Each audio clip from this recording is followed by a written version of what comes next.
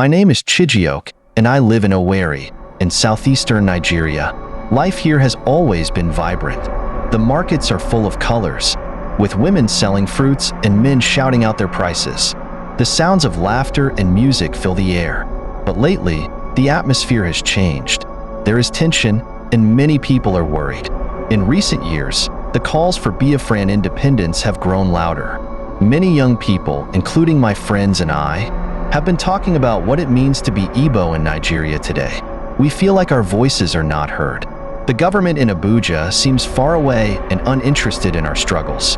One evening, my friend Uche and I sat under a mango tree near my house. We were talking about our dreams for the future. Chijioke, what if we could be free? Uche asked. His eyes were full of hope. I thought about it and replied, it would be wonderful, but how do we get there?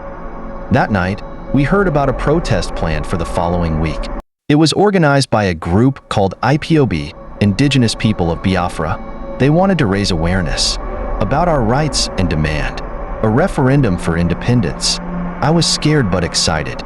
This was our chance to make our voices heard. The day of the protest arrived. I remember feeling a mix of fear and hope. Uche and I wore white t-shirts with Biafran symbols on them. As we walked to the meeting point, more and more people joined us. The crowd was huge, and I could feel the energy in the air. We chanted slogans like, "We want Biafra," and "Freedom for our people." When we reached the main road, I was amazed. The streets were packed with people from different backgrounds, students, workers, and elders. Some carried flags. Others held banners with messages of hope. It felt like we were part of something bigger than ourselves. But soon, the atmosphere changed. We heard the sound of vehicles approaching. My heart sank when I saw police trucks arriving. The officers were dressed in full gear, looking ready for a fight.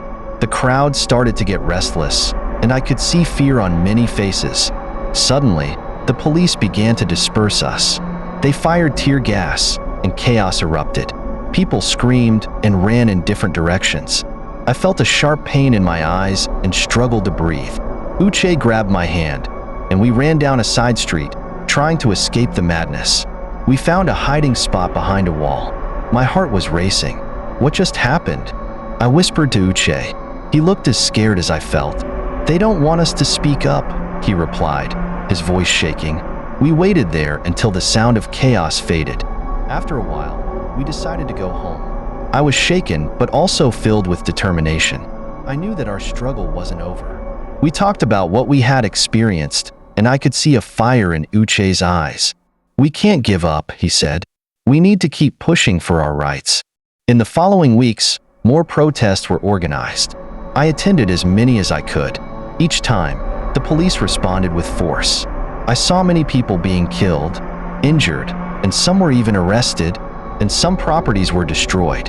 It was heartbreaking, but each time we gathered, more people showed up. It was as if our pain united us. One day, I received news that some of my friends had been arrested during a protest. I felt anger rise within me. How could they take our friends for just standing up for our rights? We decided to organize a rally to demand their release. We reached out to families and community leaders to join us. On the day of the rally, we gathered in front of the local government office. The atmosphere was tense, but we were determined.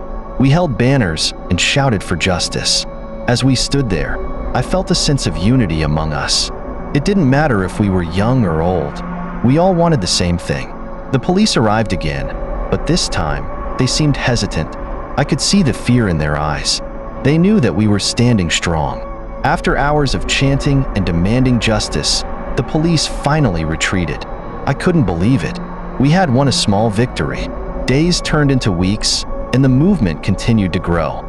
I started to notice more discussions in my community. People were talking about politics, rights, and what it means to be Igbo. Schools even held discussions about our history and culture. It felt like a new awareness was spreading. But then, something unexpected happened. The government announced plans to hold talks about our demands. I couldn't believe it. It was a sign that our voices were being heard. Uche and I joined others in preparing for the talks. We wrote down our concerns and hopes for the future. On the day of the talks, we gathered outside the venue. Many of us wore our Biafran colors, showing our unity. As representatives from the government entered, we cheered for our leaders who had worked hard to make our voices heard. The atmosphere was electric. Inside the meeting, I listened carefully as our leaders spoke. They expressed our desire for peace, justice, and the right to self-determination. The government representatives listened, and I could see a flicker of hope in their eyes. Maybe they finally understood our pain. Weeks later, the government released some of the arrested protesters. I was overjoyed to see my friends return home. They told stories of their time in detention and how they remained strong, knowing we were out there fighting for them. As the months passed, the movement transformed. We began to focus not only on independence, but also on community development. We organized cleanup campaigns, educational workshops, and health fairs. We wanted to show that we could take care of ourselves and our communities. Today, I look around and see a difference. People are more engaged. There is a sense of pride in being Igbo. The road to self-determination is still long, but we are not afraid. We have learned that our voices matter, and together, we can make change happen. I sit with Uche under the mango tree again, reflecting on how far we have come. Do you remember that first protest? I ask him. He laughs and nods. We were scared but hopeful, he replies. We both know that no matter what happens next, we will continue to fight for our rights and for the future of our people. Together, we will keep pushing for a better tomorrow in southeastern Nigeria.